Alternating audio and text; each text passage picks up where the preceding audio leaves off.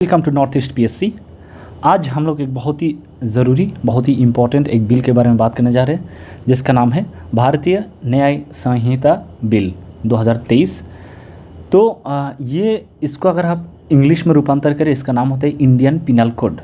तो Indian penal code जो कि 1860 से चलता आ रहा है, इस बिल को, इस लॉ को चेंज करने की कोशिश किया जा रहा है कि ये हमारे ऊपर क्या है, ये एक कॉलोनियल हैंगओवर है। ठीक है, कॉलोनियल हैंगओवर है।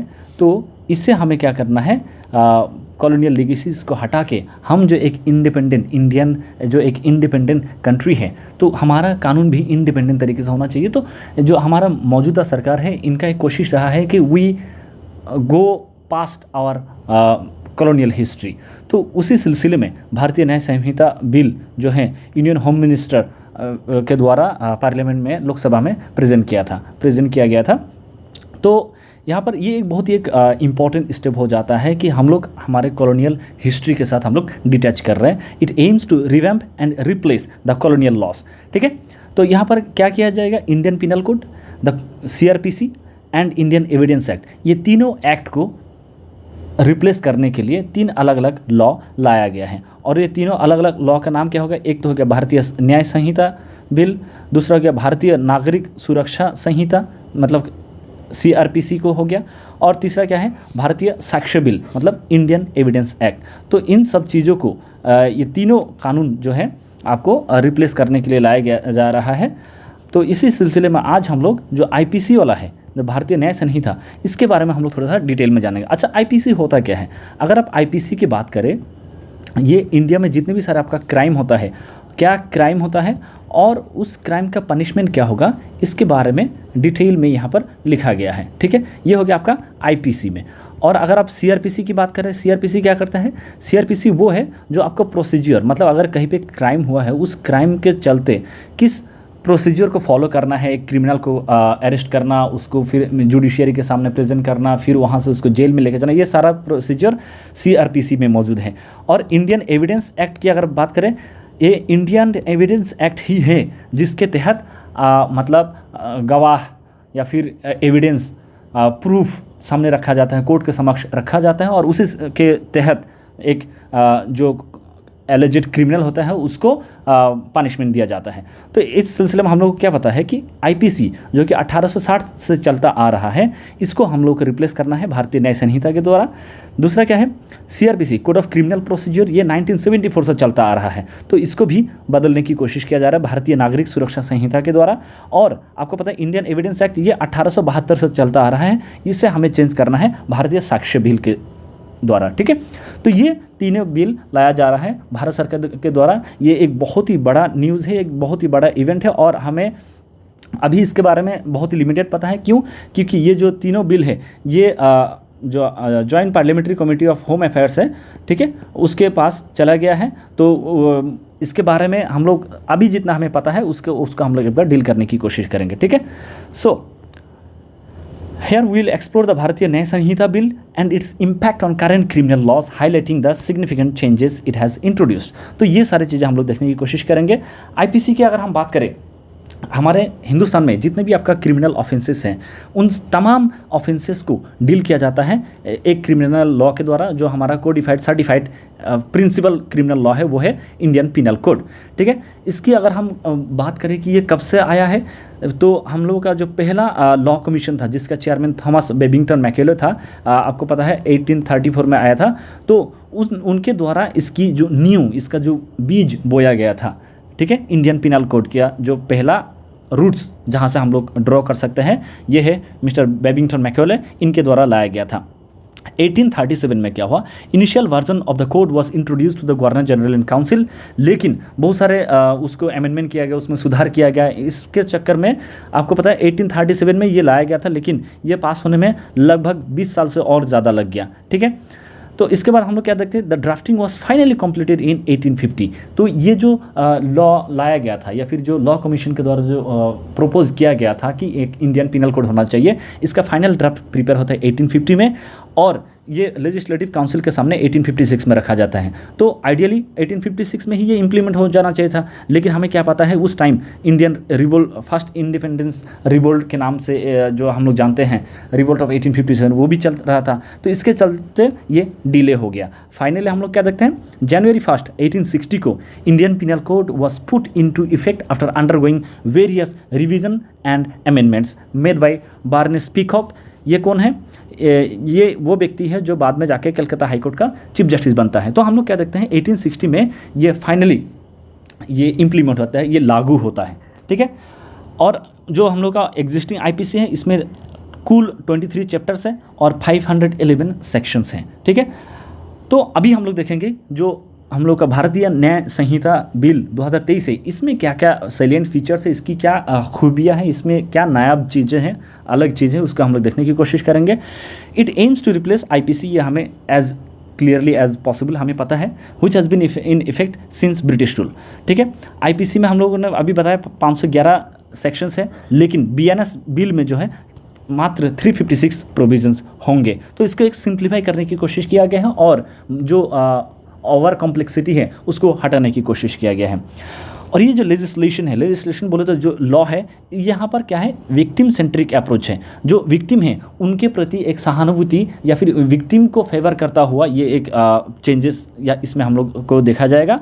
To address the issue of sedition, sedition जो देशद्रोह का जो मामला है, देशद्रोह की जो समस्या है उसको भी टैकल करने की कोशिश किया गया है, क्योंकि हम लोग को पता है सेडिशन जो है आईपीसी 124A में आता है और इसको हर एक गवर्नमेंट ने इसको मिसयूज़ भी किया है, ओवर यूज़ भी किया है। तो इसको पूरी तरह से ख़त्म करने की भी कोशिश किया जा रहा है बीएनएस बिल के द्वारा, ठीक है। Now the next point is the law aims to clearly define serious crimes. क्या क्या क्राइम है जो सीरियस क्राइम के अंडर में आता है और उसी के तहत एक ऑफेंडर को किस लेवल की पनिशमेंट दिया जाएगा, ये सारे बातें किया गया है, मतलब इसमें क्लियरली डिफिनेशन किया जाएगा। फिर priority has been given to crime such as murder, offences against women and children and offences against the state. तो अगर इस तरीके की कोई क्राइम है वहाँ पर हम लोग क्या देखते हैं कि इस पर स्पेशल फोकस, स्पेशल तवज्जो दिया गया है, ठीक है। So to simplify and streamline the law, क्योंकि लॉ जब भी होता है ये क्या किसके लिए होता है, जो भी स्टेट के लिए स्टेट लॉ लेके आता है वो अपने सिटीज़न के लिए लाता है। अगर सिटीज़न मानिए कि लॉ इतना कॉम्प्लेक्स है कि सिटीज़न को समझ में नहीं आ रहा है, तो सिटीज़न को अगर नहीं समझ में आएगा, अगर उनको समझने में प्रॉब्लम है, तो फिर लॉ का जो पर्पस है वो फुलफिल नहीं होता है। तो इसी सिलसिले में जो है यहाँ पर कोशिश किया गया है इसको स्ट्रीमलाइन करना है, इसको एकदम मतलब स्मूथ बनाना है और जहाँ पर कॉम्प्लेक्स चीज़ें हैं उसको आसान बनाना है, ताकि जो आम नागरिक है उसको समझ पाए और उसको फॉलो कर पाए, ठीक है। तो सेक्शन 375 में जो रेप के बारे में जिक्र था उसको अभी लाया गया है, सेक्शन 63 में ये जिक्र किया जाएगा और सेक्शन 300 में मर्डर को लेकर डील करते थे वो अभी सेक्शन 99 में आएगा। तो ऐसे मतलब नंबरिंग भी चेंज किया जा रहा है ताकि लोगों की जहन में इस तरह के सीरियस जो इश्यूज़ हैं वो लोगों के जहन में रहे और अल्टीमेटली वो लोग क्या रेस्ट्रेन कर पाए या फिर लोग जो हैं क्राइम करने से बचे। तो ये एक कोशिश है कि सिंप्लीफाई भी करना है और स्मूथ भी बनाना है। तो पहले की जो डेफिनेशंस होती हैं अलग अलग क्राइम्स की, ये बहुत ही स्कैटर था। कोई आपका मान लीजिए दूसरे सेक्शन में एक चीज़ का डेफिनेशन है, फिर 300 नंबर सेक्शन में अलग अलग डेफिनेशन, तो इसको स्ट्रीमलाइन करके एक ही सेक्शन में सारा क्राइम का जो डेफिनेशन है वो एक सेक्शन में लाया जाएगा। तो अगर रेप के बारे में अगर हम बात करते हैं तो ये 375 में रेप को डिफाइन किया गया है, मर्डर को 300 में डिफाइन किया गया है। तो ये अलग अलग सेक्शंस में अलग अलग डेफिनेशंस था, ये सारा चीज़ें एक सेक्शन में लाया जाएगा। उसके अलावा हम लोग कहते हैं the sections that were overlapping have been combined and made more straightforward. बहुत सारे केसेस में 2-3 सेक्शंस की जो बातें हैं, 2-3 सेक्शंस में जो आपका क्राइम को डिस्कस किया गया है वो सिमिलर नेचर के होते थे। तो इसी को मद्देनज़र रखते हुए जो है आपका एक सेम तरह के जो आपका प्रॉब्लम है उसको एक यूनिफॉर्म सेक्शन के अंदर, एक सेक्शन के अंदर उसको डील किया जाएगा, ठीक है। Combined and made more straight forward resulting in A total of 356 sections drawing from the existing 511 section. तो इसीलिए 511 से घटकर 356 सेक्शन इसलिए हुआ कि जो भी हम लोग जहाँ पर 2-3 सेक्शंस को मार्ज कर सकते थे वहाँ पर ये किया जाएगा। ठीक है, तो ये सब होगा। अभी हम लोग की हाइलाइट्स के बारे में बात करेंगे। ठीक है, तो यहाँ पर की हाइलाइट्स में सबसे पहले आता है कि prevention of crime against women. तो prevention of crime against women की अगर हम बात करें तो कुछ कुछ सिचुएशन या फिर केसेस में क्या होता है कि वुमेन को फॉल्स प्रोमिस किया जाता है मैरिज का, फिर उनके साथ गैंगरेप होता है माइनर का, या फिर मॉब लिंचिंग होता है, या फिर सेन स्नैचिंग हो गया। इस तरह की चीज़ें हम लोग देखते हैं। तो यहाँ इन सब क्राइम्स को जो सीरियस नेचर के होते हैं इसको रोकने की कोशिश किया गया है। दूसरी बात यहाँ पर एक ये थोड़ा सा नया चीज़ें हैं। यहाँ पर बोला गया है कि अगर कहीं पर भी कि कोई भी व्यक्ति एक फॉल्स प्रोमिस किया है मैरिज के लिए एक औरत को, और उनके साथ सेक्सुअल कॉन्डक्ट किया है, उनके साथ सेक्सुअल रिलेशनशिप में आया है, और उसके बाद जो है जो पुरुष है वो अपने पार्टनर को अबंडन कर देता है, छोड़ के चले जाते हैं, तो वैसे में इनके ऊपर क्या होगा, आपका क्रिमिनल चार्जेस लगेगी। तो ये एक थोड़ा सा प्रॉब्लमेटिक लग सकता है आपको। क्यों लग सकता है कि यहाँ पर जो है ये लॉ इनएविटेबली ये साबित कर रहा है कि जो औरतें हैं वो लाचार होते हैं, या फिर वो जो है अबला नारी होते हैं, हमेशा औरतें ही डिपेंडेंट होते हैं पुरुष के ऊपर, ये एक परसेप्शन आता है। दूसरी बात ये होता है कि यहाँ पर आप जेंडर बैस कर रहे हैं, आप मान रहे हैं कि सिर्फ पुरुष ही इस तरह के एक्टिविटीज़ करते हैं। बहुत सारे केसेस में महिलाएं भी इस तरह के प्रोमिसेस कर सकते हैं, सेक्सुअल रिलेशनशिप में आने के बाद प्रोमिसेस करते हैं कि हम आपसे शादी करेंगे, और फिर बाद में भाग जाते हैं। तो यहाँ पर एक थोड़ा सा जेंडर बायसनेस जो है हम लोग यहाँ पर देख सकते हैं। यहाँ पर बायसनेस दिख रहा है, ये मेरा एक पर्सनल ओपिनियन है, आप not necessarily you have to follow, but yes, so this thing is there. तो हम आगे बढ़ते हैं। Also it has been said that the punishment for the 2 types of gang rape is to be merged, and that the punishment for gang rape of a women under the age of 18 would be life imprisonment और death. तो 2 तरह के gang rape होते हैं, एक तो आपका adult औरतों के साथ होते हैं और जो नाबालिग औरतों के साथ होता है, तो दोनों के साथ में लेके आया गया है। लेकिन एक चीज़ ये है कि अगर 18 साल से कम की एक औरत है जिनके साथ बलात्कार या फिर इस तरह की घिनौनी हरकत हुआ है, तो उनको या तो लाइफ इम्प्रिजनमेंट होगा और डेथ होगा, इसमें कोई एक्सक्यूजेज नहीं है। ठीक है, नाउ मॉब लिंचिंग को लेकर भी एक लॉ लाया गया है कि मॉब लिंचिंग जो है आपका न्यूज़ चैनल में बहुत ज़्यादा आज के डेट में ये न्यूज़ में रहता है, या फिर आप ट्विटर खोल ले वहाँ पर देख सकते हैं, आप फेसबुक में देख सकते हैं, आप अलग अलग सोशल मीडियाज़ में देखते रहते हैं कि जो मॉब लिंचिंग की जो एक्टिविटीज़ है सामने आई है।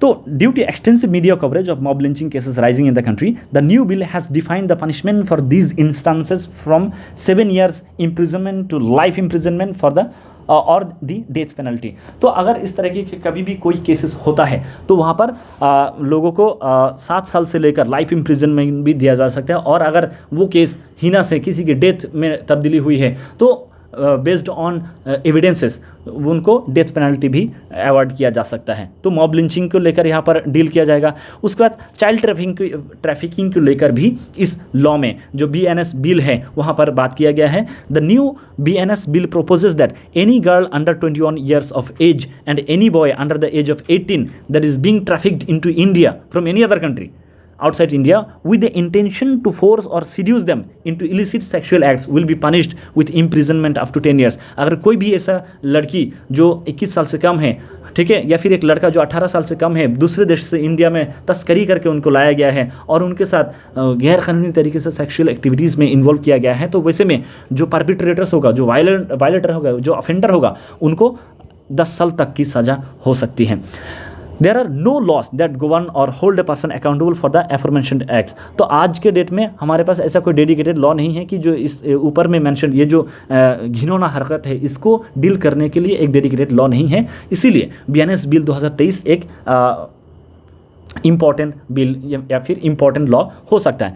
This bill would include a new section that criminalises the act of hiring, employing और engaging a minor to commit this acts. अगर आप किसी भी सूरत में कोई बच्चे को आप हायर करते हैं, उसको आप जॉब में लेते हैं और इस तरह की घिनौना हरकत उससे करवाते हैं, तो वहाँ पर भी आपको क्रिमिनलाइज किया जाएगा। कौन किसको क्रिमिनलाइज करेगा? जो एम्प्लॉयर है। ठीक है, both girls and boys are traffic to be exploited sexually. जो लड़का और लड़की दोनों को जब ह्यूमन ट्रैफिकिंग के मामले में जो जब इन्वॉल्व होते हैं उनके साथ सेक्सुअल हैरेसमेंट होता है।